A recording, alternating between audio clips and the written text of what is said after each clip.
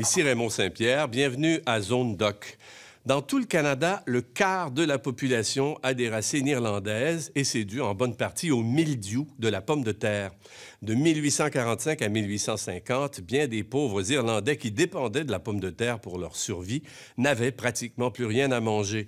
La famine causée par ce mildiou tuait 1 million de personnes. 1 million d'autres Irlandais fuyaient à bord de ce qu'on a appelé des bateaux cercueils.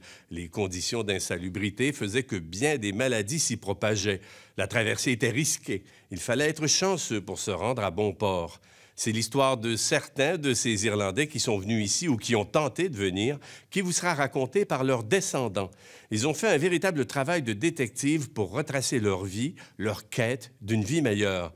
Voici le documentaire Famine, naufrage et liberté, un drame irlandais, du réalisateur Brian McKenna.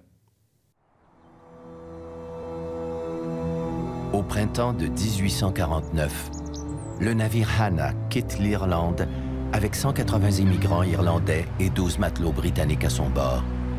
Il met le cap sur Québec.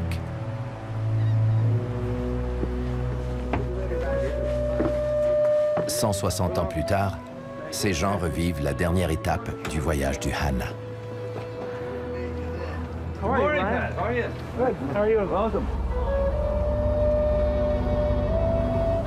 Ils atteignent la banquise dans le détroit entre Terre-Neuve et la Nouvelle-Écosse.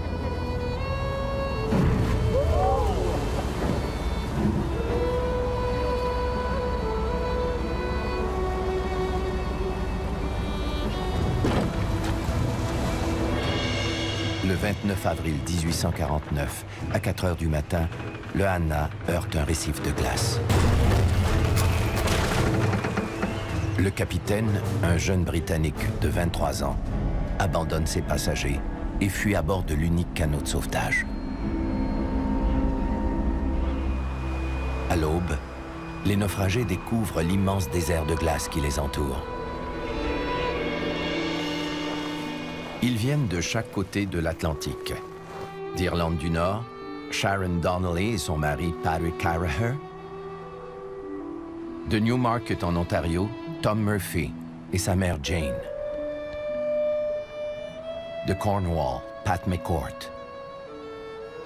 Du Colorado aux États-Unis, Maggie Mowbray Glass. Ils sont tous descendants des naufragés du Hannah. Ils veulent savoir comment leurs ancêtres ont survécu à l'horreur de la Grande Famine, puis sur la banquise au milieu de l'océan.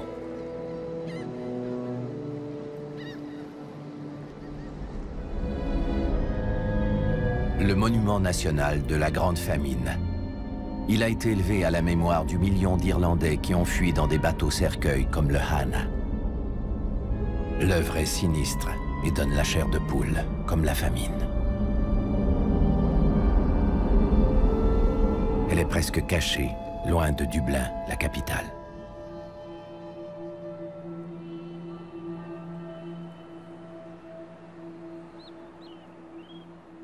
Plus d'1 million d'Irlandais sont enterrés dans des fosses communes, un peu partout au pays. Elles ne sont pas toujours faciles à trouver parmi toutes ces ruines.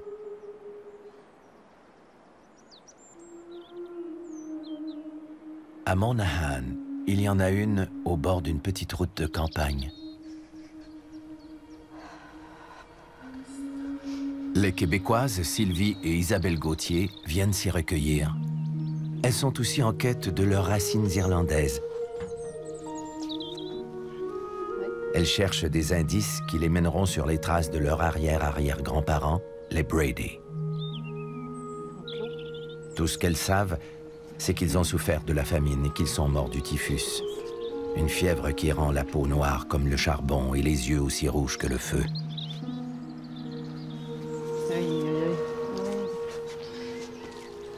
Le typhus est extrêmement contagieux. La mort est presque inévitable. En hommage à tous ceux et celles qui ont une goutte de sang irlandais dans leurs veines, voici la terrible histoire de la Grande Famine. Était-ce une catastrophe naturelle ou un génocide? County Armagh se trouve au pied de la montagne Slieve Gullion. cette paroisse a déjà été la plus populeuse de toute l'Irlande.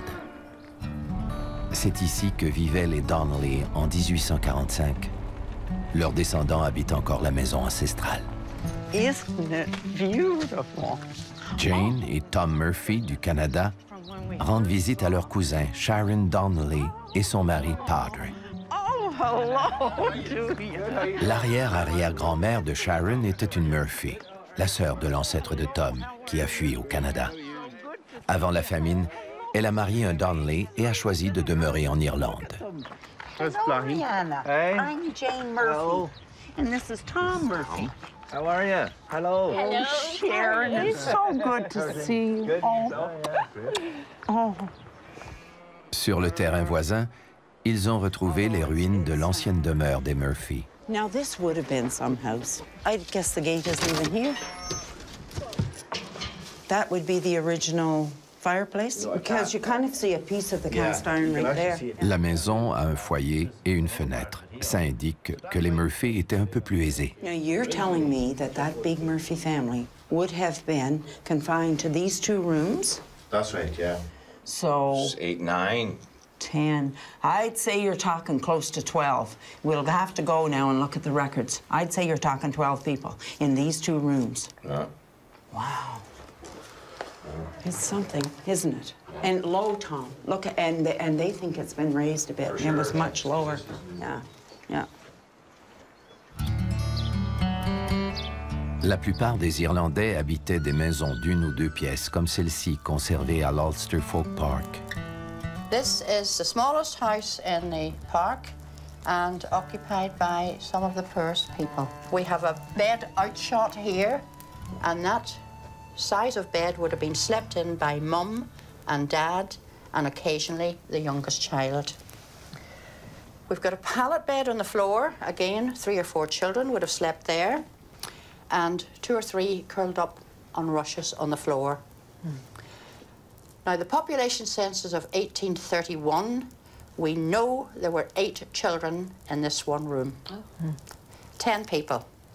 A diet of potatoes, morning, noon and night. Boiled potatoes. Served in the basket, which was placed on the floor. The family sat round in a circle on the little creepy stools and ate the potatoes, skin and all.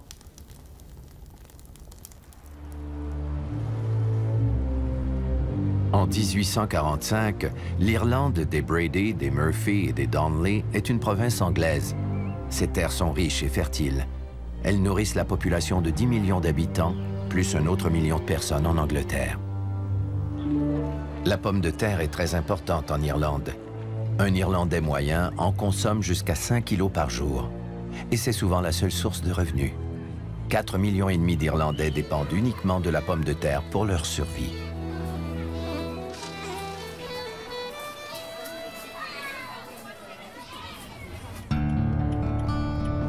Sylvie Gauthier croit que les registres de cette église de County Monaghan pourraient contenir des indices sur ses arrière-arrière-grands-parents, Joseph et Hattie Brady. I'm Sylvie Gauthier. Nice to meet you. My sister Isabel. Les Brady étaient protestants. Ils étaient aussi pauvres que les catholiques, mais au moins leur église avait les moyens de tenir des registres. I think you know we're looking for the records for our ancestor, Sarah Brady, who ended up going to Canada in '47. Baptized the 22nd of September, Eliza Jane, daughter of Joseph and Natalia Brady of Foremost. Les vieux documents ont souvent quelque chose de magique. Parfois, l'encre et le parchemin révèlent des secrets. Les sœurs Gauthier découvrent que leur arrière-grand-mère avait un frère. 1933. There's another one? There's another one. Thomas William, the son of Joseph and Natalia Brady of Foremost, born June the 15th and baptized June the 17th by me. No, I don't know about this one at Right. all. Nothing at all. Thomas William. Thomas William. Thomas William. Yes, I hear that. 1832. Yeah, 15. Sylvie et Isabelle sont émues. Les Brady, leurs arrière-arrière-grands-parents, se sont mariés dans cette église. Sarah et leurs autres enfants y ont été baptisés. Les fantômes du passé se dévoilent. Je ne savais pas à quoi m'attendre, puis finalement, de trouver toutes les... de voir les registres de Sarah qu'on savait qu'il existait, Oui, puisque oui. c'est notre arrière-arrière-grand-mère. Réellement écrit en quelque part. Réellement écrit, c'est vrai. Oui. Et sa sœur, Eliza Jane, Eliza Jane. qu'on était... Pas tellement sûr. Non, on savait qu'elle existait, mais on sait quand même pas ce qui est arrivé. Mais de trouver qu'il y avait un frère aussi. Thomas William. Thomas William Brady.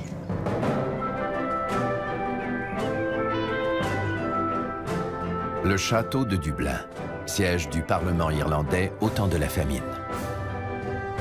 So you're all very welcome to Dublin Castle. The original castle was built in the 13th century. Les descendants s'interrogent sur le rôle que l'argent et le pouvoir ont joué dans la tragédie de la famine. Business would be conducted here, either by the visiting monarch. L'éminent historien, professeur à l'Université Queen de Belfast, Peter Gray, répond à leurs questions. Le problème, c'est que la société irlandaise était très polarisée à l'époque. Au sommet, il y avait peut-être 10 000 familles de propriétaires terriens qui possédaient presque toutes les terres de l'Irlande. Une de ces familles habitait ici. Lord Bishop était le propriétaire des Murphy. Il contrôlait 36 km² de terre. Kevin Murphy connaît bien l'histoire de la région. This is the house that the Murphy family and so on would have paid their rent. Now, in the 1840s, there was a middleman, but this was the head landlord, and the whole estate came here to pay rent. It was a massive house, this, and it looked out on the Bay of Dundalk, massive view. So everybody was trying to get as much rent as possible from the tenants with as little expense as possible. La plupart des Irlandais ne parlent que l'irlandais et sont de fervents catholiques. Les Anglais rejettent tout ce qui est catholique. Le singe irlandais contre le lion anglais. À l'époque, les journaux, dont Punch et le Times, présentent souvent les Irlandais comme des singes et les qualifient de nègres blancs. Une grande partie de l'opinion publique britannique était profondément hostile aux Irlandais. Les gens employaient des expressions racistes pour les dénigrer. Les Murphy vont aux archives de Belfast.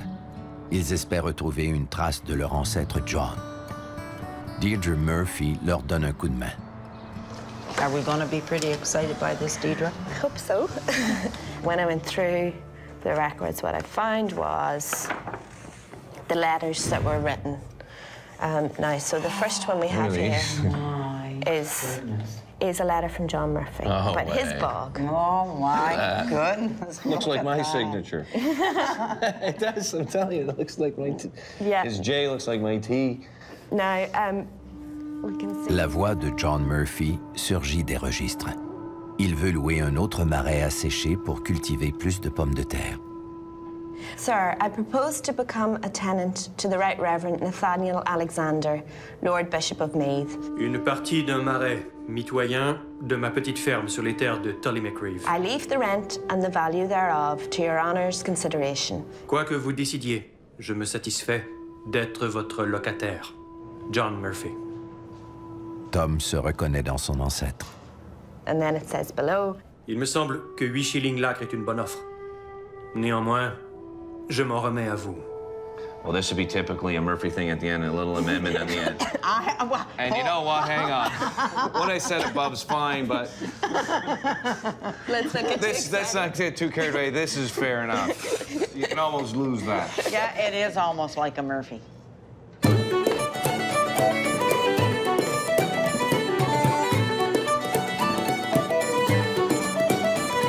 À l'été de 1845, tous les espoirs sont permis. L'année précédente, la récolte de pommes de terre a été excellente. John Murphy n'a pas obtenu son nouveau marais, mais cette année encore, il devrait y avoir bien assez de pommes de terre pour nourrir tout le monde.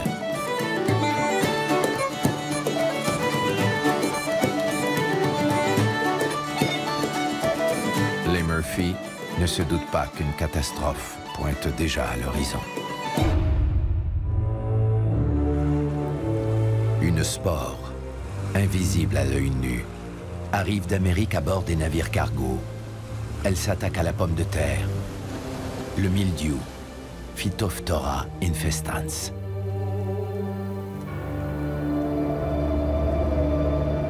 Le vent le transporte dans le nord-ouest de l'Europe, en Angleterre, en Écosse et finalement partout en Irlande.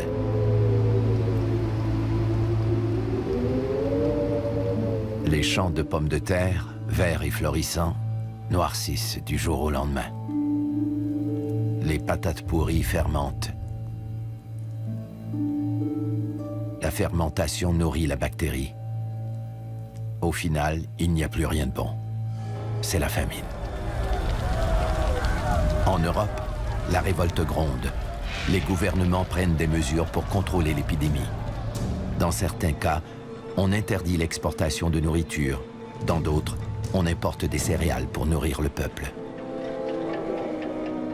Le Parlement britannique laisse le sort du peuple irlandais entre les mains des propriétaires terriens. Je crois que beaucoup de gens y ont vu une belle occasion d'affaires. Ils ont vu la chance de concrétiser ce que plusieurs souhaitaient faire depuis des décennies déjà, bien avant la famine, c'est-à-dire se débarrasser de la population irlandaise et transformer les terres cultivées en pâturage. En 1847, le London Illustrated News engage un artiste pour illustrer la famine. Des milliers de gens crèvent de faim. County Clare à Noël, la veuve Connor prie pour son enfant mourant.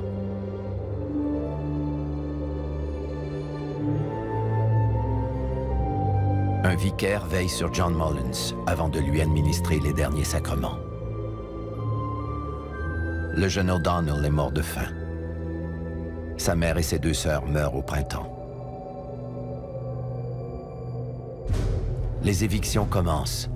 Les propriétaires expulsent les habitants de Moveen dans la violence.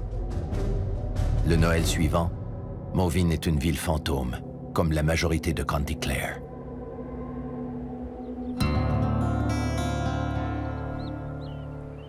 Des tours militaires comme celle-ci ont été construites pour surveiller et contrôler la population. I don't think we have any real grasp of how awful it was. For example, one of the eerie things about it that were mentioned by several travellers in Ireland at the time was that there was total silence. Children didn't play. There were no children out playing, and there were no dogs barking. The dogs were eaten. They were gone. Stop. And you see, the total silence was remarked on continually.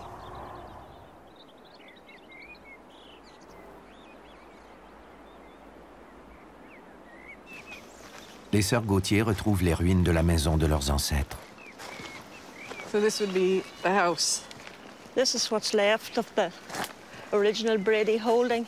Would this have been the entrance here? It would, somewhere there.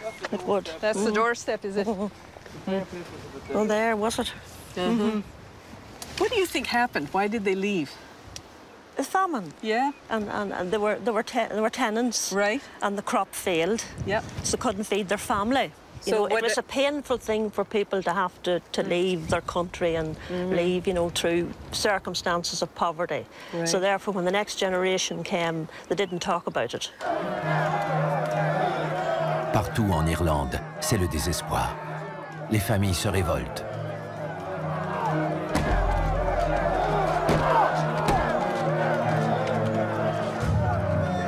Les fermiers luttent contre la police pour protéger leurs demeures. Ils se battent avec de l'eau bouillante, mais leur résistance est inutile.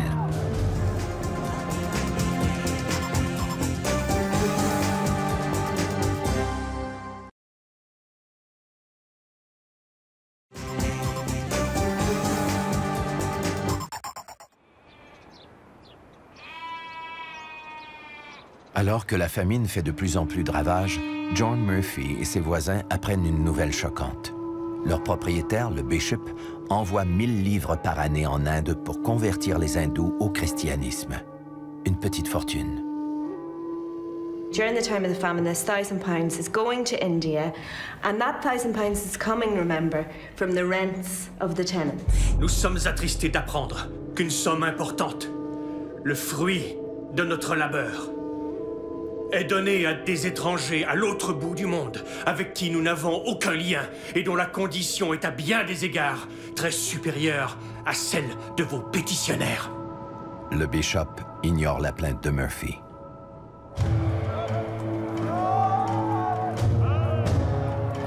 Les évictions se multiplient. La police sort l'artillerie lourde pour démolir les maisons.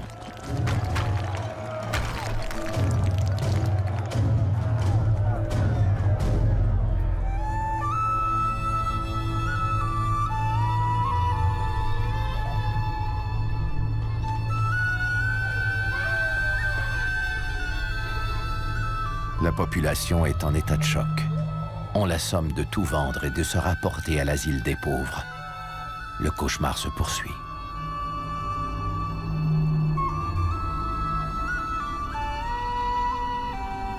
Ces asiles étaient surpeuplés. Quand les gens arrivaient, ils étaient déjà malades. En 1848, jusqu'à 2500 personnes y mouraient chaque semaine. Pour y entrer, il faut se débarrasser de tous ces biens. On sépare les familles, les enfants de leur mère, les femmes de leur mari. C'est un endroit cruel. To come in here to this place, that you had to surrender up your land or you couldn't come in here, correct? Yeah, that's true. You know, you had to give up your land. So like the whole idea was to come into a workhouse, to receive assistance in an institution like this, in a workhouse, you had to be destitute. You weren't entitled to it if you weren't destitute, if you weren't truly, truly desperate. And the thinking behind that was that, well, if you had land, you're not destitute. Where did the people go? Where were they buried? Well, and this was a massive problem with people entering the workhouse, was if they died in the workhouse, and what would happen to them is that they would be buried in a pauper's grave. This was something that people did not want to happen to them. An unmarked pauper's grave, it was one of the worst things that could happen to them, because they're not even associated with the poor Lord during life, but also forever in death.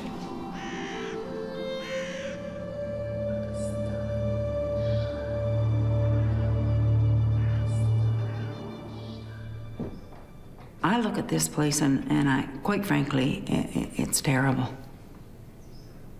It's like a concentration camp. Oh, it is. It is.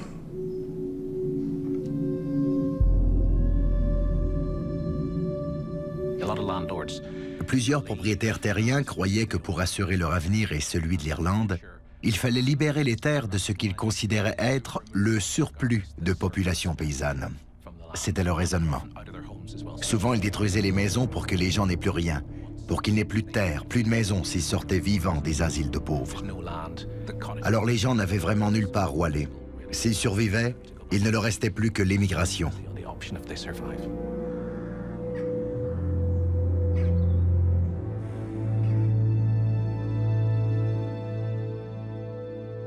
Quelqu'un a écrit « Dieu nous a envoyé le mildiou, mais les Anglais sont responsables de la famine. » L'évidence est là pour le prouver.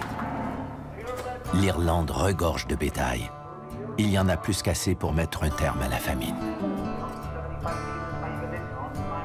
Pourtant, on continue d'exporter la nourriture. En 1846, à la deuxième année de la famine, 900 000 pièces de bétail et des tonnes de céréales sont envoyées en Angleterre.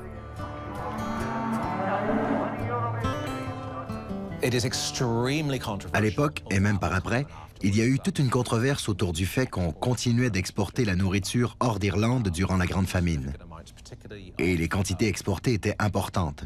On exportait surtout le blé, l'orge et le bétail, parce que les pauvres n'en mangeaient pas. Ils n'en avaient pas les moyens.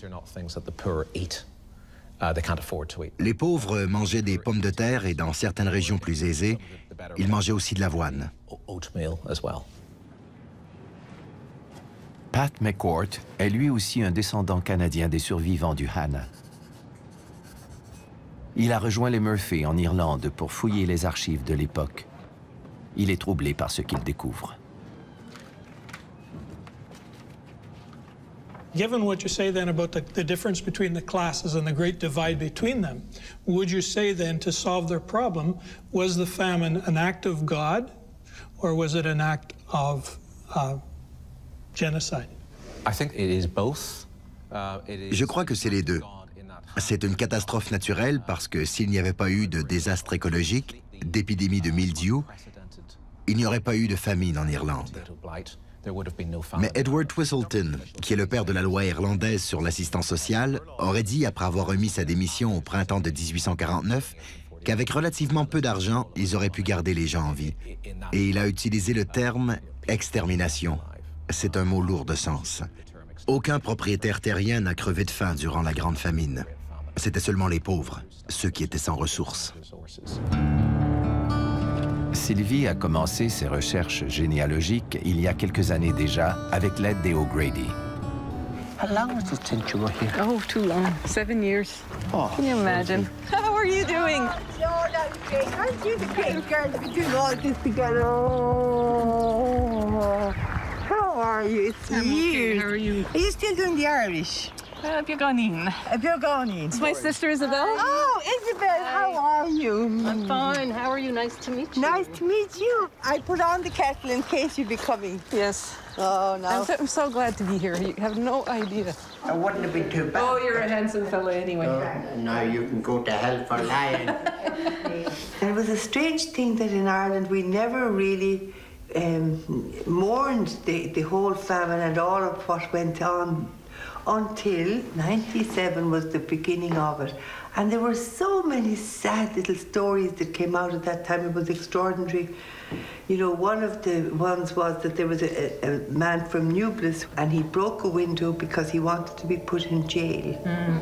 And then he wasn't put in jail because they decided that there were enough in jail, and he was sent off home, and he died at Cathalvin Bridge, just about a mile outside of the town of Monaghan. Even now, it makes me feel so weepy. You know, and we never really talked much about it. And my parents never talked about it. My grandfather was born on the 3rd year of the famine, 1849. You know, they never spoke about it. Now, why do you think that is? Because I think it was too deep, too traumatic. Les Murphy aussi souffrent de la faim. Puis, au Nouvel An de 1849, quelque chose de terrible se produit. La petite Bridget Murphy, âgée de 6 ans, est seule dans la maison. On ne sait pas ce qui a déclenché l'incendie, mais la maison brûle et Bridget aussi. I'm not surprised they probably left for Canada because every time you'd look left, right, walk down the Lonan, you'd be reminded of your child and the child running around. You know, I would have to get away. I'd have to move. So I'm not one bit surprised they left. Yeah. Le sort en est jeté. Une enfant est morte. La récolte de pommes de terre est encore mauvaise. Les Murphy ne résistent plus à l'appel d'une vie meilleure au Canada.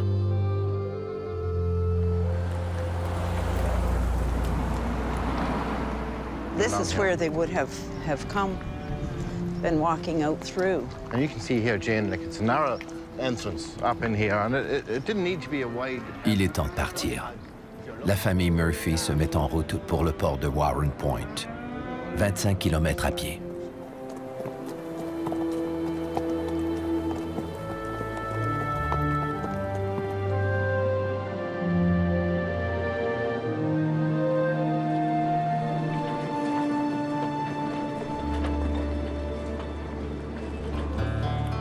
Get on a boat and then we'll go to Canada. Au printemps de 1849, l'arrière-arrière-grand-père de Tom Murphy, John, sa femme Bridget et leurs 6 enfants prennent la mer. I thought you wanted to go on a boat. Yeah. No?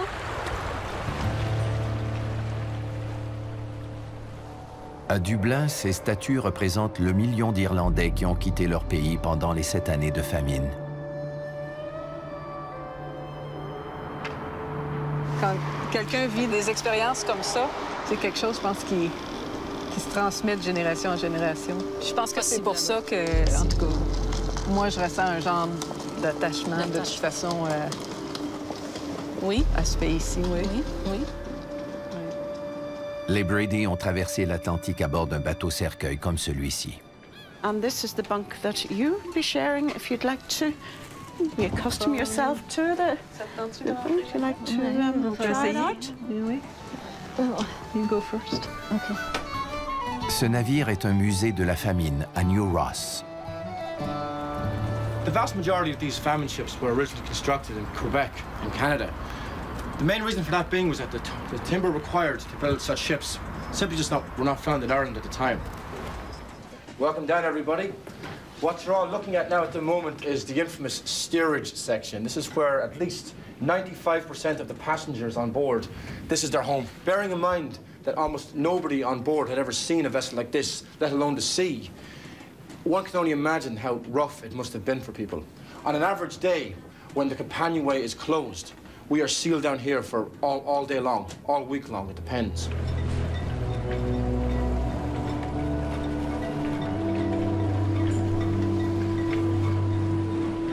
Hopefully you've brought a supply of oatcake with you, because this is what people survived on.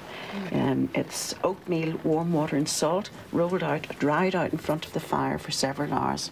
And the night before people emigrated, they had what they called a living wake, and the neighbours came with oatcake to give them for the journey. It lasts for weeks, and with a drink of water, it swells up in your stomach, so you feel you've had a lot to eat.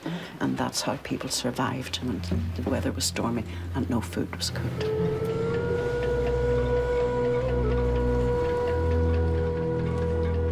How many people, Jason, would be confined to a single bunk? It's a good question. It depends on the size of your family. If there was 4 or 5 people with you, that does you for the whole journey. 1 bunk per family? Absolutely. But that was a typical scenario as the famine worsened and immigration doubled. You could have had up to 2 families per bunk. Chaque famille vit un véritable drame. Quand les Brady sont venus, la mère était probablement malade parce qu'elle est morte en arrivant. So you might have had up to 200 people down here. People during the famine years were already weak. Yes. Coming on board ship. Yes. Some of them were already ill. And of course, they had no resistance really to disease, you know. And lice, of course, spread the typhus, you know. And rats, of course, spread disease as well. Yes. Il n'y a pas de toilette. Les pots de chambre de fortune débordent souvent. So there was one of these under each bunk. And that was taken up and emptied over the side during the day. Right. Unfortunately, in stormy weather, the hatches were battened down, and as long as the storm lasted, the buckets were not emptied. Nothing was thrown away. The buckets would be tipping over, there'd be feces all over the place. Yes. Kids who don't understand, we all have kids even these days, they'd be getting out and their feet walking in, trampling it back into here. So you're just bound, like you're bound for disease in here. If there were so many people per bunk too, you had to take turns in sleeping. So for the most part, if you could not fit in there, you had to try and sleep on the floor. Le 3 avril 1849, le bateau cercueil Hannah quitte l'Irlande avec 180 passagers entassés dans sa cale.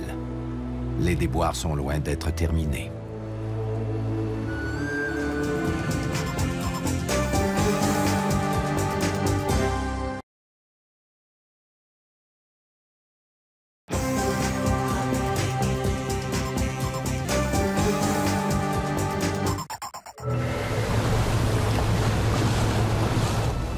Le Hannah traverse rapidement l'Atlantique. Au bout de 3 semaines, il entre déjà dans les eaux canadiennes. Le jeune capitaine de 23 ans, Curry Shaw, n'a pas toujours un comportement approprié avec les passagers, particulièrement avec les jeunes femmes. Le docteur William Graham est médecin à bord du navire. Il le dénonce une fois arrivé à Québec, où il est hospitalisé. J'ai pu remarquer que le comportement général du capitaine Shaw n'était pas de nature à inspirer le respect du haut maître d'un navire d'émigrants. Je l'ai vu à plusieurs occasions se glisser furtivement dans les couchettes de femmes non mariées, suscitant l'indignation et la colère de l'ensemble des passagers.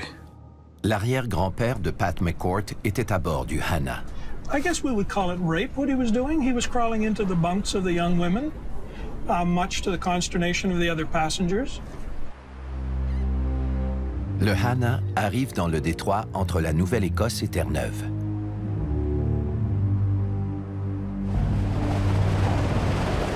Il neige. Malgré les rafales de vent, le navire ne ralentit pas. Puis, brusquement,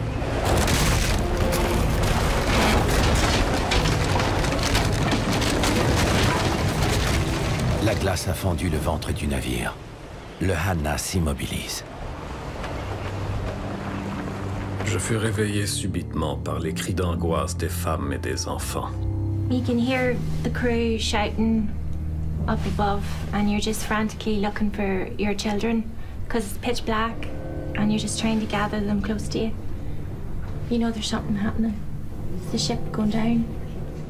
Our Murphys, they're trying to find 6 children and get them close to them because they really do know there's a problem here. But everybody's obviously panicked. We're all going to be trying to get up out of here.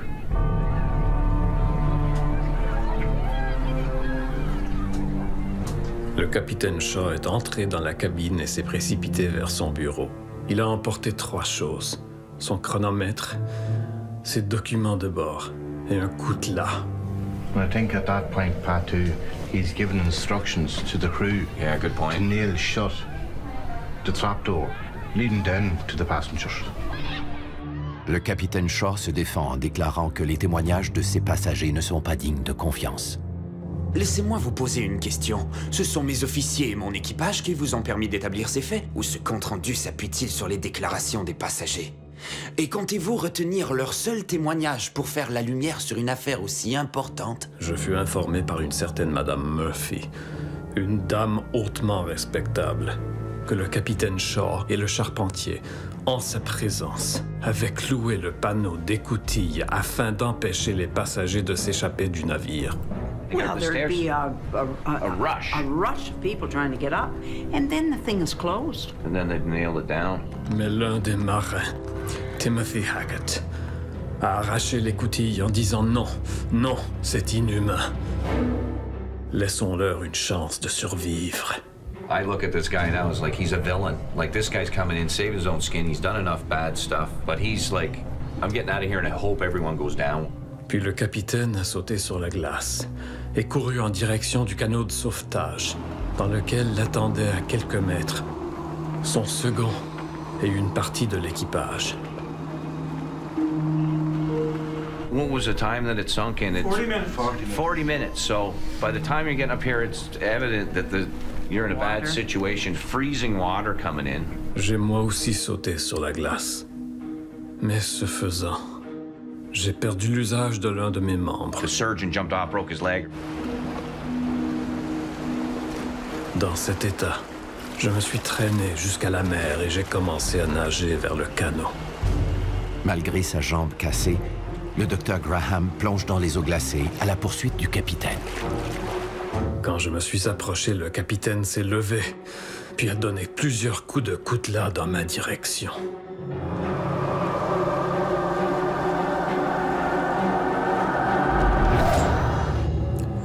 À ce moment-là, il a fallu que je retourne sur la glace. Je n'avais plus le choix.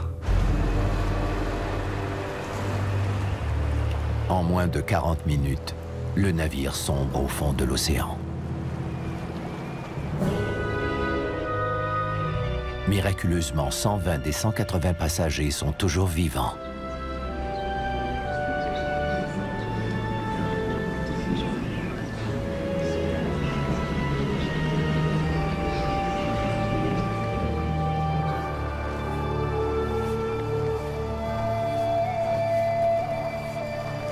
Sur la banquise, chaque pas est risqué.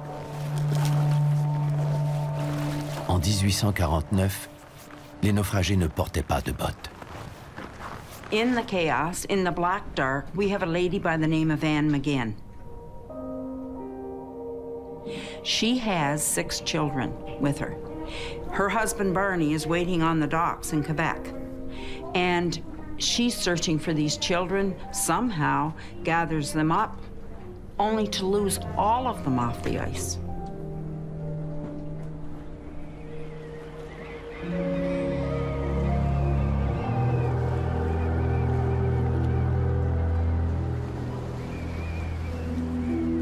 John Murphy installe ses jumeaux, Félix et Owen, en sécurité sur la banquise. Sa fille Rose, âgée de 3 ans, tombe à l'eau. Par miracle, il la repêche aussitôt.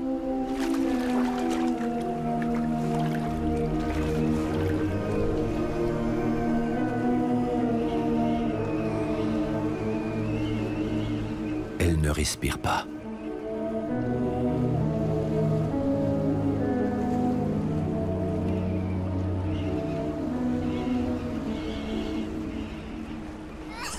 Rose revient à la vie, mais il faut 3 ans avant qu'elle parle à nouveau. Soudainement, la banquise sur laquelle sont les jumeaux se détache et disparaît dans la brume.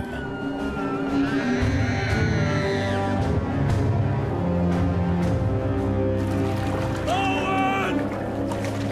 Phoenix!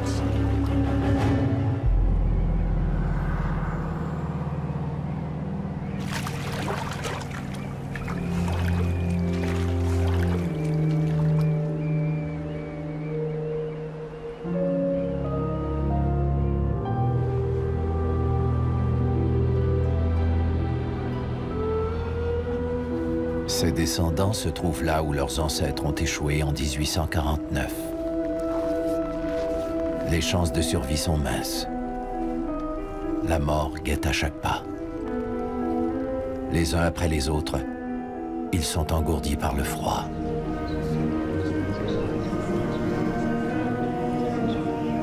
La prière est la seule arme contre le désespoir.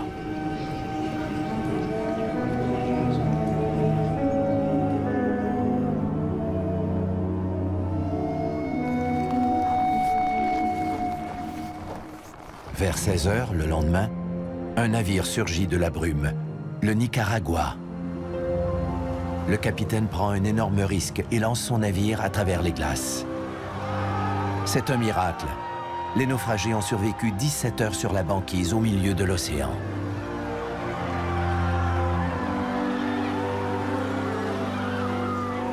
Alan is the great-great-grandson of Captain Marshall, who rescued our ancestors. Yay! Good work. And you look like him. Thank you. Oh, very much so. Very much so. I feel he is a tremendous, outstanding character, you know. But I know enough about the man that he wouldn't want to take any credit for it, because his Christian faith was such that he would have wanted to defer any of the glory, you know, to God. I think the man is a total hero. For sure. A total hero, and I think he did it because of his love of God, but I would hope also because of his love of mankind, that he didn't see those people the same way that Captain Shaw saw them as below him. I'm here because someone pulled my great-great-grandfather, who was 1 year old, out of the water. One person. Just one person. We wouldn't be here if it hadn't been for them. And doesn't that really send a shiver through you? Doesn't it? Yes.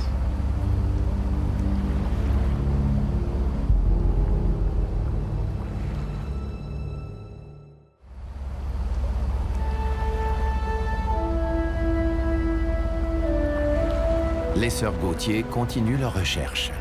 La prochaine étape, Grosse-Île, à une centaine de kilomètres au nord de Québec.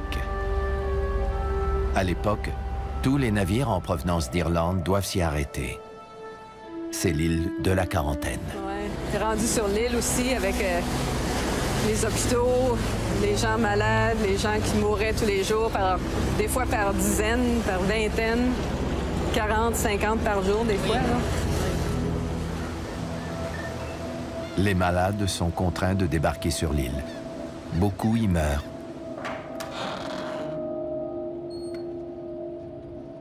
Au mois d'août 1847, Joseph et Hattie Brady, les arrière-arrière-grands-parents des sœurs Gauthier, arrivent sur l'île. Ils sont casés dans une baraque avec des douzaines d'autres malades. Ils meurent du typhus, la fièvre de la famine. Une infection très grave et incurable à l'époque. Leur fille Sarah, âgée de 10 ans, est orpheline.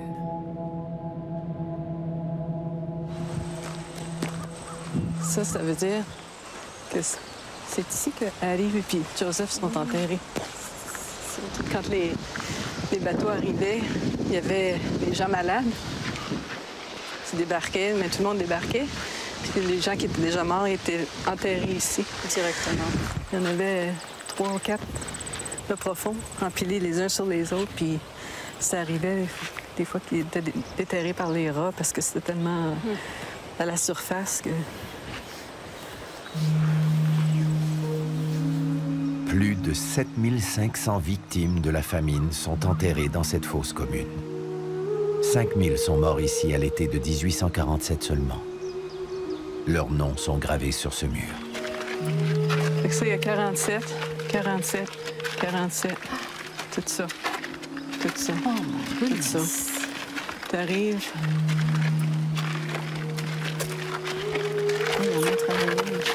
Addie. C'est Joseph. Oh, and Addie.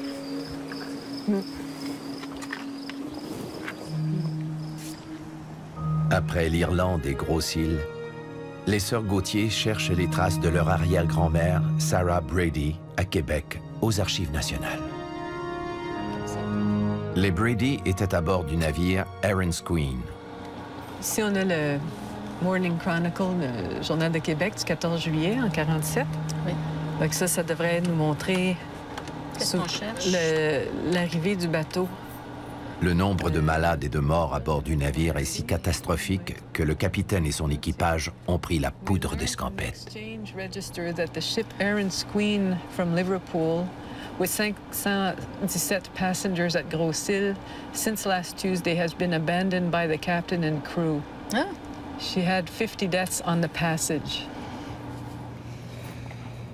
Au temps de la Grande Famine, des centaines d'orphelins irlandais sont adoptés par les familles québécoises. Sylvie et Isabelle font une belle découverte dans les archives. Oh! Recensement du Canada. 3 noms. Nicholas Hackett, Catherine Hackett, la famille qui a adopté Sarah Brady. Sarah Brady. Ça me surprendrait qu'on ait plus d'informations. Ça, c'est vraiment comme... C'est un gros morceau, ça. Oui. How does it feel? Well, I guess it...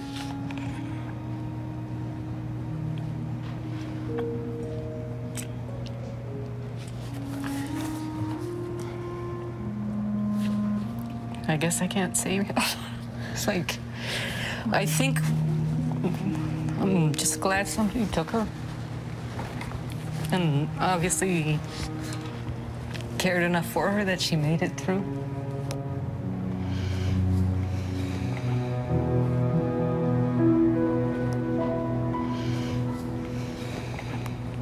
It is, she had a home, and it's kind of like what, Maggie was saying, you know, it's like if it wasn't for her, we wouldn't be here.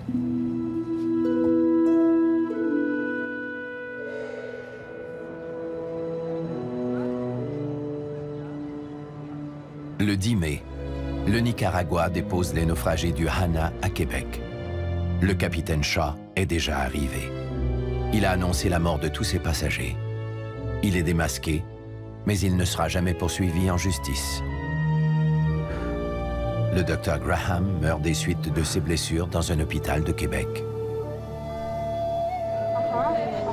Les milliers d'immigrants irlandais qui ont fui la Grande Famine se sont installés à Québec, à Montréal, en Ontario et dans l'Est des États-Unis.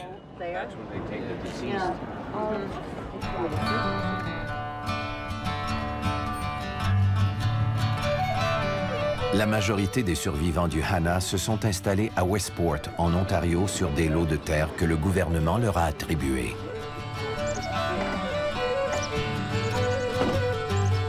Le clan Murphy s'est réuni sur la terre que leurs ancêtres ont défrichée.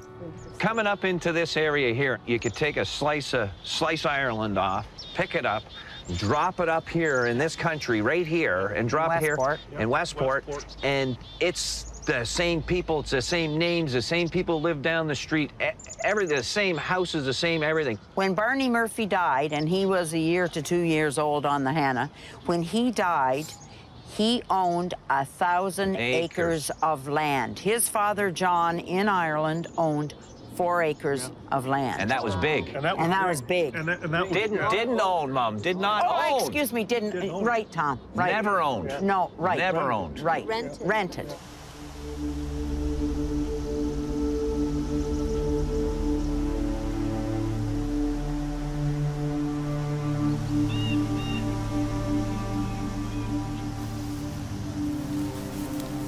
Il existe une maison toujours hantée par la famine.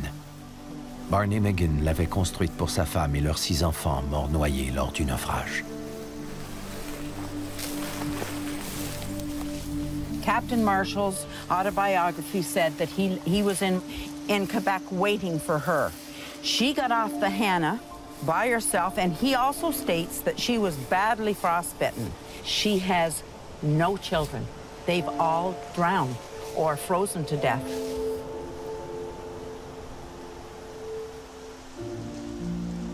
That wasn't the end of it.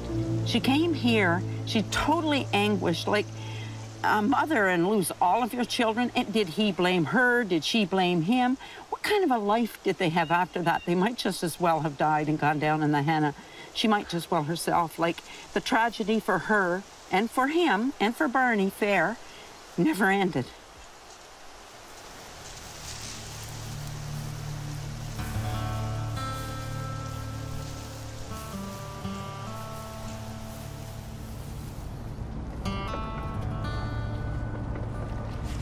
My name is Patrick Carr, and I offer this rose as a mark of respect to all the people who had to stay behind in Ireland and never had the opportunity of a new life. My name is Jane Murphy, and I'd like to drop this rose in memory of Anne McGinn, who lost all 6 of her children. My name is Tom Murphy. Dedicate this rose to my great-great-grandfather, John Murphy, who lost his 2 twins who floated away on the ice.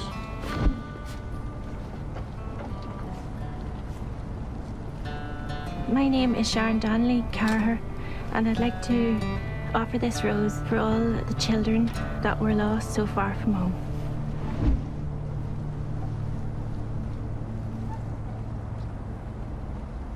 C'était Zone Doc. On vous dit à la prochaine.